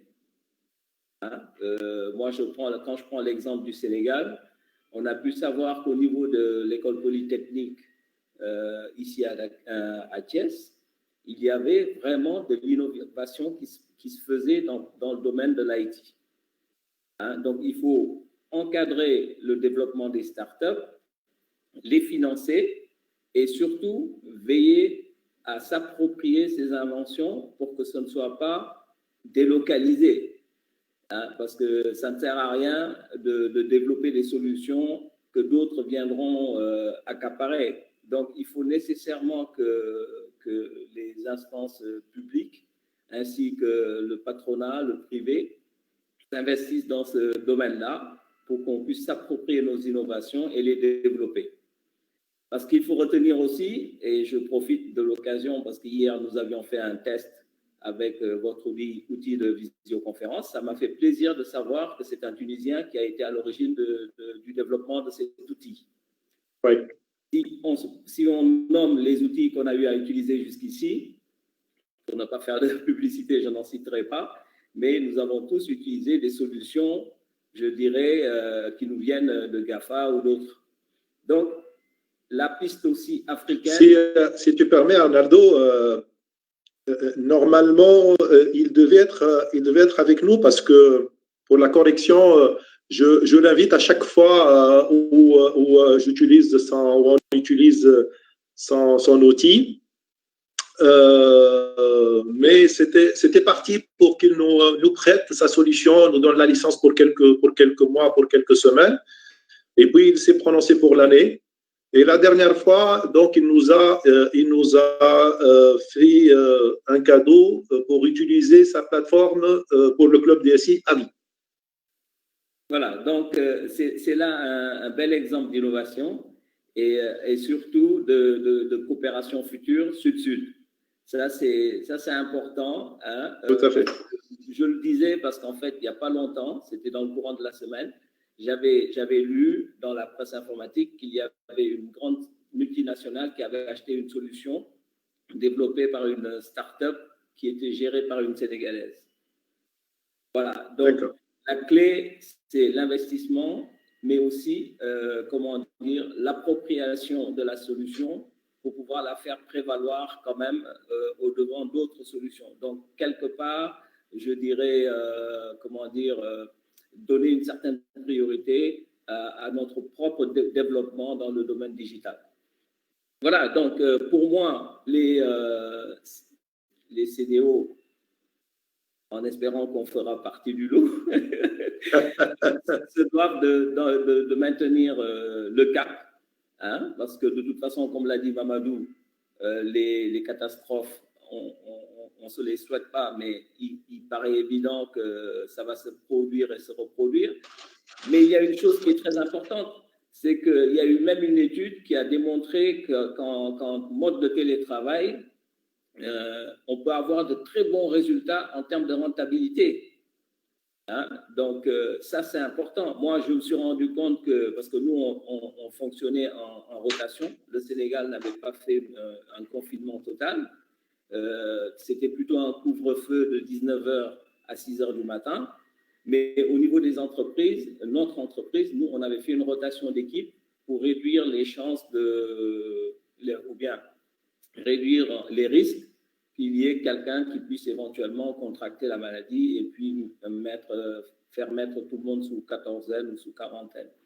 Alors, mais je me suis rendu compte qu'en travaillant de chez moi, je donnais beaucoup plus. Pourquoi ? Parce que j'étais dans un milieu beaucoup plus calme, beaucoup plus maîtrisé, beaucoup plus serein. Et j'avais une bonne connexion Internet. Et du coup, j'ai pu travailler sans souci. Voilà. Donc, ce qui veut dire que le développement, par contre, des infrastructures, c'est le socle. Hein? Et ça, c'est un des problèmes auxquels on est confronté au niveau des pays sous-développés. Nous avons ici 3 opérateurs et je peux vous dire qu'ils ont eu la pression qu'il faut pour pouvoir fournir les services nécessaires au niveau national. Voilà, je pense que pour ne pas me répéter, je m'arrêterai là. S'il y a des questions, on pourra creuser davantage. Très bien. Merci beaucoup, Arnaldo. Merci à tous mes chers panélistes.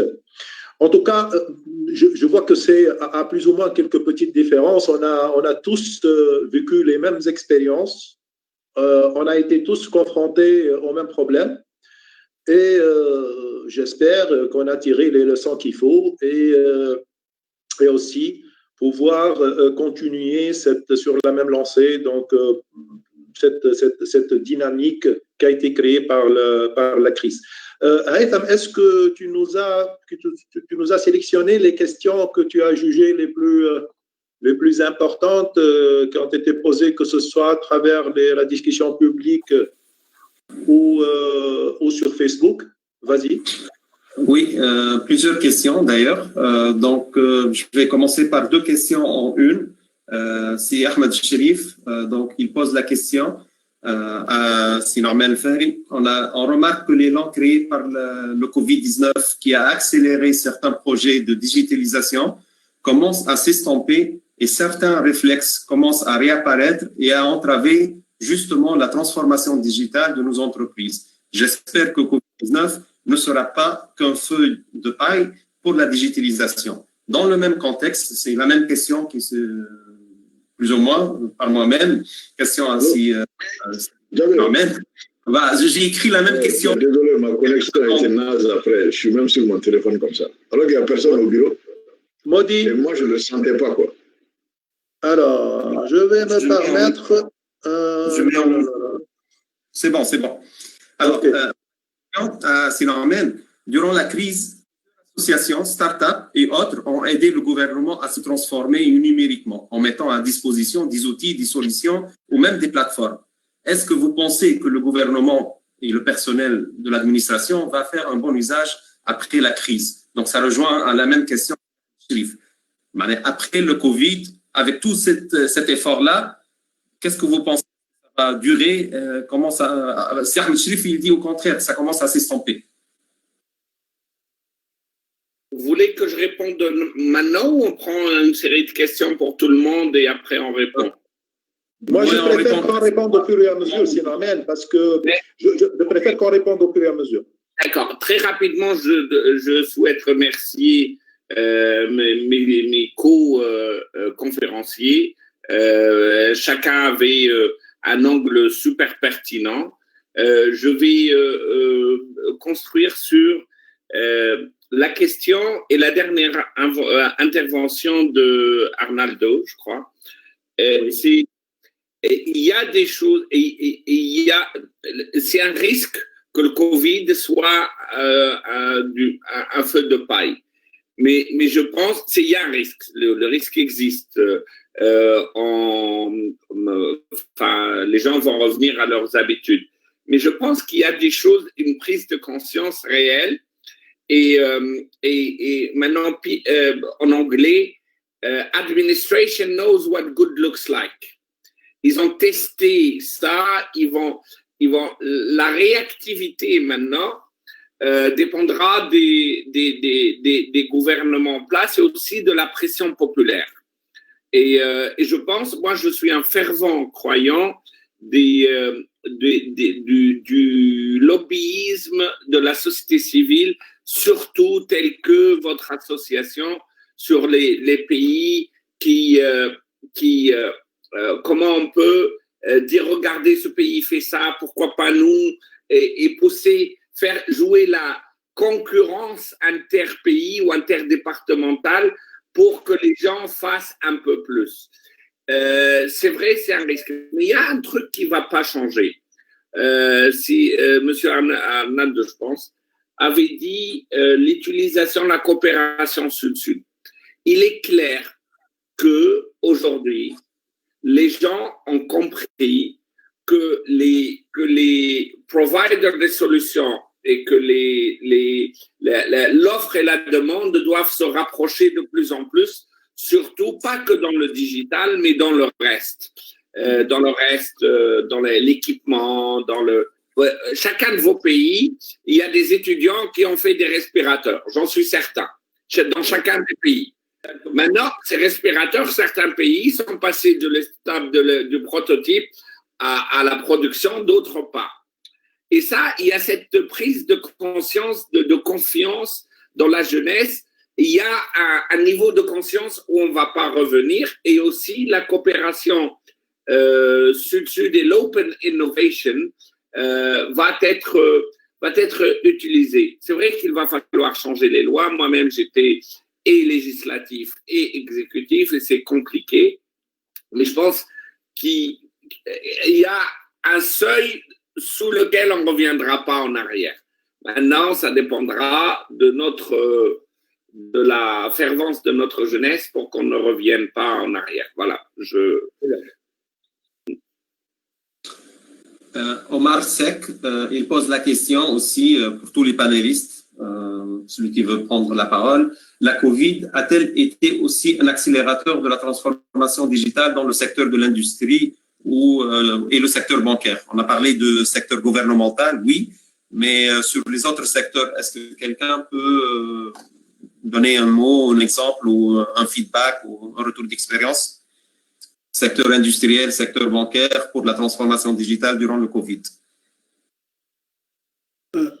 Si le ministre et les autres panélistes le permettent, ce que je voulais donner comme retour d'expérience de la Côte d'Ivoire, déjà il était en cours le e-service avec tout ce qui était e-fiscalité en Côte d'Ivoire et la petite expérience qui a été menée sur des collectes au niveau des mairies. On s'est rendu compte que lorsque les collectes étaient faites avec des outils dématérialisés, au lieu de la collecte en monnaie physique, il y avait un gap extraordinaire.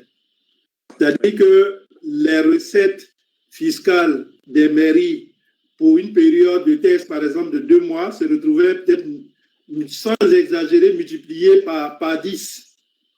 Pour dire qu'il y avait une perdition de ces collectes-là lorsqu'elles étaient physiques. Donc, rapidement,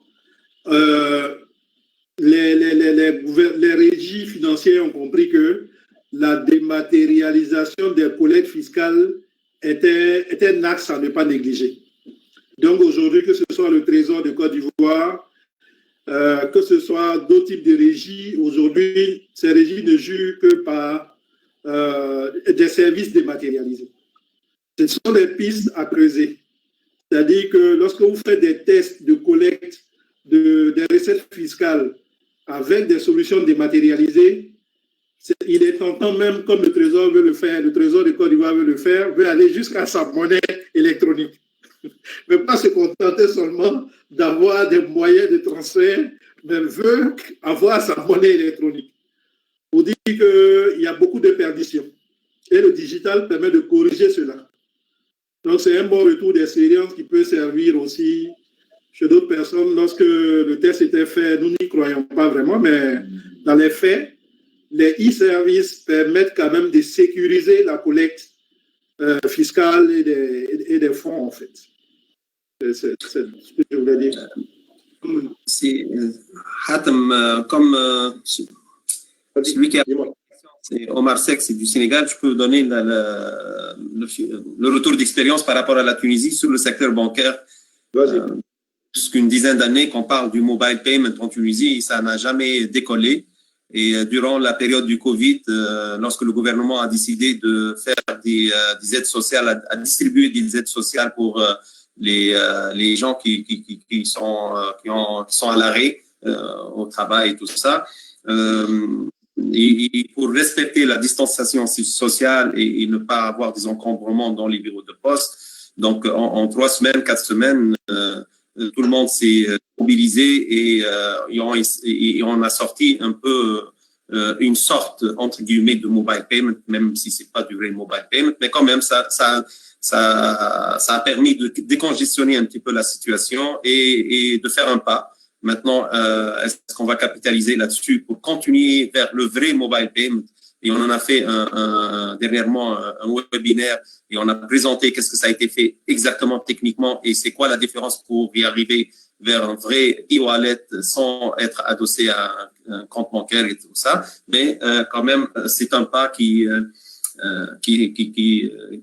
va permettre, Inch'Allah, de construire là-dessus. D'autres questions? Donc, vas-y, toi, tu poses la question et tu réponds. Allez-y. Voilà. Non. Amar Abou-Dayani demande la transformation digitale nécessite beaucoup de moyens humains et financiers que nos pays africains n'ont pas assez. Que dire après la crise Covid? Comment peut-on être sûr de cette accélération exponentielle du digital dans nos pays dans ces conditions? Donc voilà, la question elle est claire. Oui, Simon. J'ai une seule chose que je dirais. On peut mettre de la fibre optique dans toute la Tunisie et arroser tout le monde par Internet avec le coût de 100 km d'autoroute. Et donc les gouvernements, leur rôle aujourd'hui, c'est qu'il faut qu'ils ramènent Internet dans les maisons, comme leur rôle de ramener l'eau dans les maisons, comme le rôle de ramener l'électricité dans les maisons. Internet doit être considéré de la même façon. Et si les gens ne peuvent pas payer, eh ben, on subventionne Internet. Arnaldo?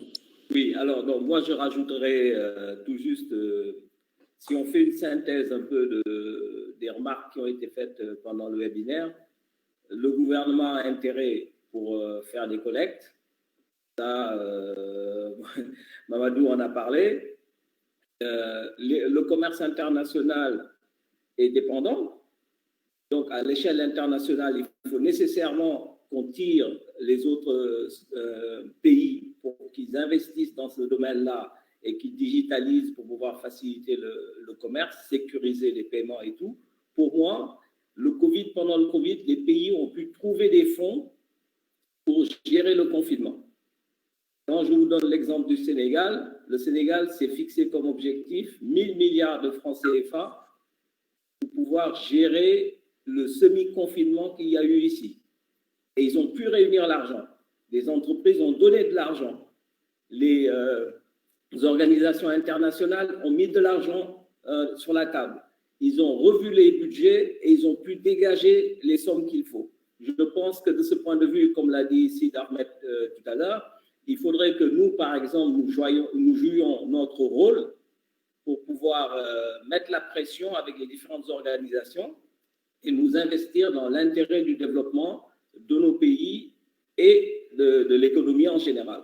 Il y a un enjeu économique, je pense que les fonds seront trouvés. C'est une question de volonté. Je peux juste ajouter quelque chose.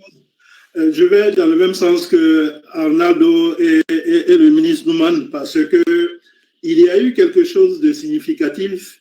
C'est un peu l'éveil, se faire confiance. C'est vrai qu'on a vu des respirateurs qui ont été fabriqués par des écoles polytechniques locales et ensuite, sous forme de prototypes, il restait un peu l'industrialisation et la vulgarisation de ces respirateurs. Je suis désolé de le dire, nous tous, en tant que DSI, nous voyons un peu nos jeunes qui viennent en entreprise et nous avons été obligés aujourd'hui de devenir à trouver du temps pour enseigner nos cadets dans les écoles. Nous sommes obligés de le faire. On ne se contente plus de dénoncer, mais nous sommes obligés d'enseigner aussi nos jeunes ingénieurs qui sont en fin de cycle et autres qui viennent en entreprise. Il faut leur faire confiance. Ça fait 3 ans que moi je le fais, je prends de mon temps, c'est vrai que ça fatigue, mais ces jeunes-là, ils sont doués et il faut faire confiance à la jeunesse, il faut faire confiance à la création qui vient du Sud. Aujourd'hui, le monde est plat, il y a l'Internet, il y a les chaînes câblées, tout est accessible, il faut faire confiance et pouvoir accepter d'expérimenter les productions qui sont faites, les produits et services qui sont faits localement. Et ça, je ne sais pas si c'est un cri du cœur, mais le Covid nous a permis de le constater, qu'il y a du talent. Ça ne sert à rien de former des ingénieurs à prix d'or qui nous font des innovations qui restent dans les laboratoires. Vulgarisons-les. Vulgarisons-les, rendons-les accessibles, faisons confiance à la jeunesse et que ce Covid-là nous serve. Parce que la population, elle en a à donner, à produire, et elle peut s'améliorer aussi avec le temps. On a vu des masques qui étaient des masques barrières qui ont été faits par nos couturiers des quartiers. Au début, ça semblait ne pas être bon. Finalement, on s'est rendu compte que ça convenait. Donc, cette confiance au niveau... Oui, M. Nouman. Je pense que... Ah, OK. Qu'on fasse confiance à la production locale. Allez-y, excusez-moi, je parlerai après vous. Non, il n'y a pas de souci. C'est ce que je voulais dire, production locale, coopération sud-sud. Moi, j'aimerais bien avoir la solution de visioconférence, de télétravail de Aden, le by Visio, par exemple. Ça me plairait bien de l'expérimenter en Côte d'Ivoire. Et cette coopération, je ne dis pas qu'on ne doit pas être ouvert au monde, mais on a quasiment les mêmes réalités de la Méditerranée en Afrique subsaharienne. Il y a des choses qu'on peut mutualiser pour aller vite, pour nous positionner aussi, pour ne pas être, excusez-moi, des territoires de consommation. Oui. Parce qu'à un moment donné, il faut contribuer. On a compris avec la crise du Covid qu'on pouvait contribuer et qu'on avait notre originalité, notre façon aussi de contribuer. Il faudrait que cette étincelle-là, cette flamme-là ne soit pas interrompue. C'est ce que je dirais, en fait, pour éviter que cette dynamique-là baisse, en fait, après la crise de Covid. D'accord. Alors, je souhaite rajouter deux petites choses. Pour que ça se passe, il faut que ce club ait ses ambassadeurs dans le gouvernement. Et c'est vraiment important. Et par exemple, si je prends la Côte d'Ivoire, je dirais que vous avez la chance que l'ex-ministre du digital est maintenant ministre d'infrastructure. Donc, tout à fait. Il comprend quand vous allez lui dire, mais Bruno, avec 100 km, vous allez mettre Internet pour tout le monde, il comprend ça, il va défendre. Sur le Sénégal, mon ami Papa, très jeune, le ministre Papa pour l'emploi, pour les jeunes, peut être le vrai ambassadeur de ces nouvelles idées. Au Niger, si je crois que c'est Hugues du Niger, notre ami Brahima peut être la locomotive etc. Et donc, il faut vraiment trouver et pas que le ministre du digital, parce que le ministre du digital, c'est naturellement, il est notre porte-parole. Il faut d'autres ministres qui ne sont pas des digitales, qui soient notre fer de lance. Et la deuxième chose, cet échange de solutions. Merci Mamadou Monsieur Amadou pour dire moi je vais utiliser Visio. Je suis certain que Haytham et Hatem vont faire suivre. Mais moi je voudrais bien parler à mon ministre du local de votre solution de collecte des collectivités locales. C'est important et je suis certain que Haytham parlerait aux autres pour ce qu'on a fait, la solution digitale rapide, même si elle n'est pas complète, comme on fait. Et donc, je pense que ce club et cette association qu'il va falloir créer rapidement est importante pour cette transformation digitale. Un, pour pousser le gouvernement et deux, pour l'échange entre les pays. Vas-y, si tu permets, je renchéris un peu sur ce que vous dites. Est-ce que vous ne pensez pas que l'accélération de la numérisation maintenant dans le gouvernement, le fait qu'il y a 7 ou 8 ministres, je pense, tunisiens, qui ont un background IT qui a un peu aidé? Oui, certainement, mais même, vous savez, honnêtement, moi, j'étais ministre du digital. J'ai jamais développé une ligne de code de ma vie. Je ne suis pas informaticien. Et pourtant, parce que ces jeunes-là m'ont convaincu qu'il faut faire des choses. La Startup Act, je ne l'ai pas pendu j'ai gratté la tête et j'ai dit, il va falloir une Startup Act. J'ai écouté ces jeunes et j'ai vu qu'ils peuvent m'aider à être un bon ministre en faisant des choses, mais aussi, je leur ai fait confiance et j'ai défendu leur truc. Donc, c'est vraiment ce n'est plus une question d'Haïti, c'est plutôt, il faut trouver nos ambassadeurs dans les gouvernements, j'en suis certain. Malheureusement, ce n'est pas tout le monde qui a cette ouverture d'esprit. Mais bon, félicitations pour vous. On verra ça. Ben, est-ce qu'il y a d'autres petites questions? Parce que... Une question de Facebook. On a encore quelques minutes. Voilà. La dernière question sur Facebook de Sitawfiq Chabi. Question à M. Fahri. Faut-il une stratégie pays pour la transformation digitale avec des instances de réflexion et de suivi de la mise en œuvre? Je pense que vous en avez parlé, mais quand même, vous pouvez rajouter quelque peu. Écoutez, tout pays a fait stratégie. Moi, je pensais que la stratégie à laquelle j'ai participé, je n'étais pas le seul ministre, était la meilleure. Mais franchement, ce n'est plus le moment des grandes stratégies. C'est le moment de faire maintenant. La stratégie est là. Il faut avoir le courage pour imposer des choses. Et le courage dans un gouvernement ne vient pas que de seuls ministres. Il faut qu'on leur donne le courage pour le faire parce que les gens, il y a des lobbies anti-progrès. Les banques qui sont très à l'aise et se font de l'argent ne vont pas pousser pour le mobile payment. C'est normal. Et le pauvre petit, celui qui donne le marmoun, l'extrait de naissance, et que peut-être parce que le gouvernement ne paye pas assez, il obtient le $1 ou un dinar, ne va pas pousser pour la digitalisation.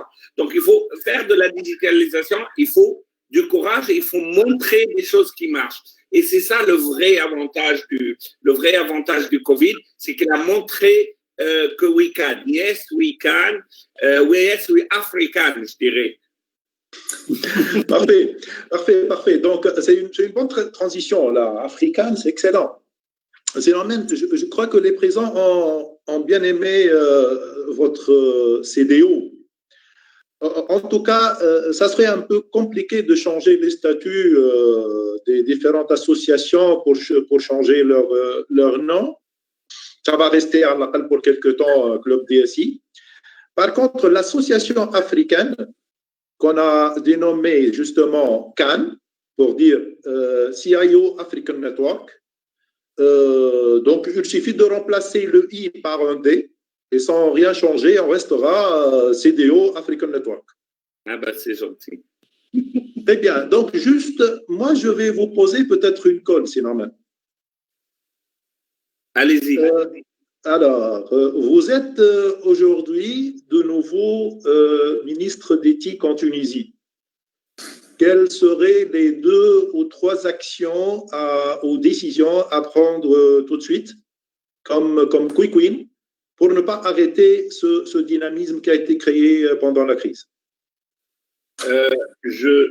Merci. Et je pense que l'actuel ministre est je le connais, c'est un bon, il connaît le truc. Je ferai 2 choses. J'en doute pas, c'est normal. J'ai une réunion avec lui la semaine prochaine, je vais lui poser la même question et je vais lui proposer, et je vais lui apporter quelques propositions du club DSI, mais là, je pose la question à Norman Feuille. Alors, Internet dans toutes les familles tunisiennes dans les 2 ans qui viennent. Point. Très bien. Si vous n'avez pas Internet, vous n'existez pas. Si un gouvernement ne ramène pas Internet dans les maisons, c'est comme s'il ne ramène pas l'eau ou l'électricité. Ça, le reste viendra tout naturellement sur tout le truc. Les business models existent. Et je pense que c'est quelque chose qu'aujourd'hui, tout le monde est conscient. Internet pour tous, ce n'est plus un choix. Et je me permets de partager avec vous un seul slide, si vous me le permettez. Bien sûr. Si le permettez, le Covid a démontré une seule chose, chers amis. C'est celle-là. On a démontré qu'on peut. Donc, allons-y. Pardon. Attendez. C'est celle-là. Yes, we African. On peut le faire. Vous voyez et faisons-le. Let's leapfrog it. Aujourd'hui, nous avons une chance inouïe de continuer à travailler ensemble, parce que tous les yeux du monde sont rivés sur ce continent. Le gisement de growth, il est dans ce continent. Ce continent a démontré qu'il a les capacités de faire. Donc, nous arrêtons des stratégies, faisons des petites choses. Think big, start small, scale fast. Parfait, merci beaucoup, merci Sinamen. Donc, bon, je veux bien continuer, c'est vraiment passionnant, mais on va devoir clôturer. Oui, tout à fait. Donc, ça fait quand même 2 belles heures qu'on est ensemble. Donc, voilà, tous mes remerciements à tous les participants. Et je cite en particulier les amis qui nous ont suivis donc, de l'Afrique subsaharienne. Mes remerciements à mes chers panélistes et à notre conférencier Sinamen. Merci aussi à notre partenaire Sylvie qui est encore avec nous, directeur général de XCOM, pour sa collaboration habituelle. Notre prochain rendez-vous sera, Inch'Allah, en présentiel. Ça sera du 29 au 31 octobre à Hammamet. Norman, j'ai encore besoin de votre micro. Activez-le, s'il vous plaît. Donc, notre prochain rendez-vous sera du 29 au 31 octobre à Hammamet. Le thème est déjà arrêté. Nous sommes en train de finaliser le programme, les intervenants, les speakers, les workshops et tout ça. Nous avons déjà rempli pratiquement 50% de notre salon d'exposition. Donc, on a beaucoup de revenants. Pour votre information, il y a des sponsors, il y a des partenaires qui ont signé le sponsor du Forum 2020, la dernière journée du Forum 2019. Donc, et ça nous fait énormément plaisir. Le thème qu'on a choisi est Secure Data Driven Enterprise. Et là, j'aimerais bien vous faire un petit scoop. C'est pour ça que j'ai demandé de si Norman d'activer son micro. Donc, on va encore abuser de la gentillesse de Norman, de notre cher conférencier, pour nous animer la keynote d'ouverture qui est prévue donc le 29 octobre 2020 à Hammamet. Je vois qu'il est en train de bloquer ça dans son agenda. Merci Sinamen donc de le faire réellement et de donner donc votre accord et de le faire directement en public. Ça me touche que vous le faites, je serais heureux de le faire, mais j'inviterai personnellement tous mes amis ministres ou ex-ministres du digital de nos chers pays africains pour qu'ils viennent. Je pense que c'est important que ce club DSI soit soutenu par les champions dans le gouvernement pour que vous pouvez aller plus vite. Mais on travaillera avec vous, Hatem, à travers les différents présidents des clubs DSI pour les motiver pour le faire. Et s'il faut faire le voyage pour aller les inviter, je le ferai volontiers. Je ne peux que clôturer sur ça. Merci beaucoup, Norman. Merci infiniment. Merci, mes chers amis. Merci tous les participants. Bon congé, bonnes vacances. On se voit certainement à la rentrée, mais surtout, notre prochain rendez-vous le 29 octobre, Inch'Allah. Au plaisir. Allez, au revoir. Merci. Au revoir. Bye bye. Au revoir.